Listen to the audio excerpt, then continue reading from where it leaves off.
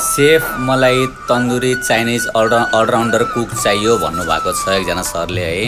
अनि धेरैले मलाई म्यासेज गर्नुभएको छ कि काम चाहियो सर, काम चाहियो दाइ भन्दै म्यासेज गर्नुभएको छ होइन। हेल्परमा कुकमा काम चाहियो भन्दै हुनुहुन्थ्यो। अनि यो नम्बर दिएको छ, यसमा चाहिँ हजुरले एकचोटि कन्ट्याक्ट गरेर बुझ्नुहोस् है। भ्याकेन्सी छ यसमा चाहिँ होइन, बुझ्नु होला। कुकको लागि चाहिँ अथवा हेल्पर वेटरको पनि भ्याकेन्सी हुनसक्छ है, बुझ्नु होला। यसमा चाहिँ नम्बर पनि दिएको छ तल है।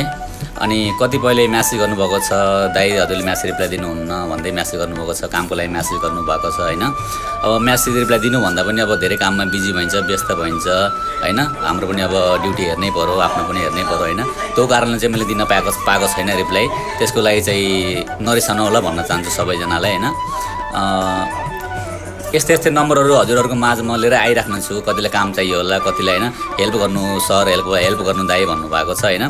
सकेको म गर्नेछु। यो नम्बरमा एकचोटि बुझ्नुहोस्। यस्तै नम्बर आयो भने